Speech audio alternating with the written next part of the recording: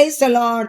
ஏசாயா 30:19 பார்க்கும் பொழுது, இனி நீ அழுது கொண்டிராய், உன் கூப்பிடுதலின் சத்தத்துக்கு அவர் உருக்கமாய் இறங்கி அதை கேட்டவுடனே உனக்கு மறு உத்தரவு அருள்வார் என்று சொல்லி நாம் பார்க்கிறோம். வாழ்நாள் முழுவதும் கண்ணீரோடும் வேதனையோடும் வாழ்ந்து கொண்டிருக்கிற தேவ ஜனங்களை பார்த்து ஆண்டவர் சொல்லுகிறார், உன் கண்ணீருக்கு தீர்வு கொடுக்கிற நேரம் வந்தது, உன் கண்ணீருக்கு முடிவு கொடுக்கிற நேரம் வந்தது, உனக்காக வழக்காட, உனக்காக யுத்தம் பண்ண நான் இறங்குகிற நேரம் வந்தது என்று கர்த்தர் சொல்லுகிறார். பிரியமானவர்களே, நம்முடைய வேதனையை கலக்கத்தோடு அழுகையோடு தேவ சமூகத்தில் போய் வைக்கும் பொழுது ஆண்டவர் நம்மீது மனம் இறங்குகிறவராய் இருக்கிறார். உன் கண்ணீரை கண்டேன், உன் விண்ணப்பத்தை அறிந்தேன் என்று சொன்ன தேவன் அந்த வசனத்தின்படி அப்படியே அவர் நிறைவேற்றுகிறவராகவும் இருக்கிறார். ஆனா நம்முடைய கண்ணீருக்கு அவரு 2 மாசம் கழிச்சு பதில் கொடுக்கணும்னு அவர் சித்தம் கொண்டிருப்பாரு. அது வரைக்கும் நம்மளால பொறுமையா இருக்க முடியாது பாருங்க. அதுக்குள்ள ஒவ்வொரு நாளும் அழுது அழுது கதறி புலம்பி ஒப்பாரி வச்சு ஆண்டவர் சமூகத்துல போறப்ப எல்லாம் அந்த பாரத்தோட போய் அங்க இறக்கி வச்சுட்டு வந்து அடுத்த ஒரு 5 நிமிஷத்துல 10 நிமிஷத்துல மறுபடியும் அதே பாரத்தை தூக்கி நம்மளே சுமந்துகிட்டு இருந்தா ஆண்டவர் எப்படி நமக்கு பதில் கொடுக்க முடியும்? கொஞ்சம் நல்லா யோசிச்சு பாருங்க. எங்க அப்பா என் கூட இருக்காரு, இன்னைக்கு இல்லைனாலும் நாளைக்கு இல்லைனாலும் என்னைக்காவது சீக்கிரமாய் அவர் எனக்கு பதில் கொடுப்பார், என் கண்ணீருக்கு ஒரு தீர்வு கொடுப்பார் என்கிற விசுவாசம் நமக்குள்ளாய் இருக்கும் பொழுது ஆவியானவர் சீக்கிரமே 2 மாசத்துக்கு அடுத்தது செய்ய நினைக்கிற தேவன் அதற்கு முன்பாகவே அவர் செய்கிறவராய் இருக்கிறார். பிரியமானவர்களே, நீ விசுவாசித்தால் தேவனுடைய மகிமை காண்பாய். விசுவாசம் இல்லாமல் பாரத்தை இறக்கி வைக்கிறது, மறுபடி தூக்கி வச்சுக்கிறது, இறக்கி வைக்கிறது, மறுபடி தூக்கி வச்சுக்கிறது, இப்படியே இருந்துச்சுன்னா 2 மாசம் கழிச்சு ஆண்டவர் கொடுக்கிற பதிலானது 1 வருஷம் வரைக்கும் கூட அவர் தள்ளி போட்டுருவாரு. அதை மறந்துடாதீங்க.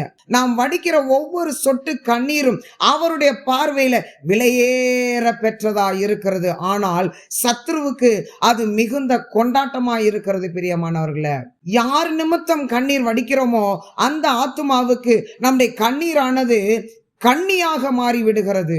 அந்த நபருடைய ரட்சிப்பை நாம் விரும்ப வேண்டுமே தவிர யாரால நாம் பாதிக்கப்பட்டோமோ அதை நினைச்சு தேவ சமூகத்துல போய் அழுது கதறுவது, புலம்புவது, ஒப்பாரி வைப்பது ஆண்டவருடைய இருதயத்தை உடைத்து அவருடைய கோபமானது அந்த நபர் மீது இறக்கும் வண்ணமாய் இருக்கக்கூடாது. நான் ஒரு நாள் மிகுந்த வேதனையோடு ஜெபித்து கொண்டிருக்கும் பொழுது ஆண்டவர் ஒரு வசனத்தை கொண்டு என்னோடு கூட பேசினார். எரேமியா 31:10 எடுத்து வாசிச்சு பாருங்க. நீ அழாதபடிக்கு உன் சத்தத்தை அடக்கி, நீ கண்ணீர் விடாதபடிக்கு உன் கண்களை காத்துக்கொள், உன் கிரியைக்கு பலன் கட்டாயம் கிடைக்கும் என்று ஆண்டவர் அந்த வசனத்தை கொண்டு என்னோடு பேசினார்.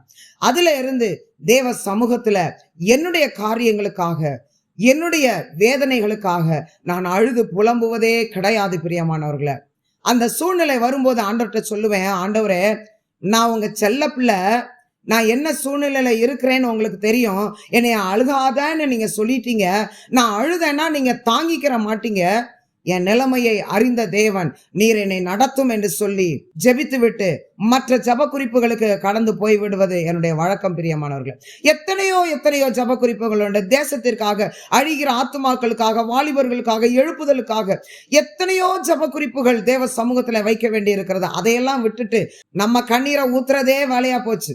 கண்ணீரை ஊத்திட்டு அதோட விட்டுறது கிடையாது, மறுபடியும் தூக்கி சுமந்துகிட்டு அதே பாரத்தோட திரும்பி வர வேண்டியது. இது எந்த காலத்திலையும் அவரிடத்திலிருந்து பதிலை நமக்கு கொண்டு வராது. பிரியமானவர்களே, ஆகாரை குறித்து பார்க்கும் பொழுது ஆதியாகமம் 21ஆம் அதிகாரத்துல ஆகார் அவள் சத்தமிட்டு அழுதாள் என்று சொல்லி நாம் பார்க்கிறோம்.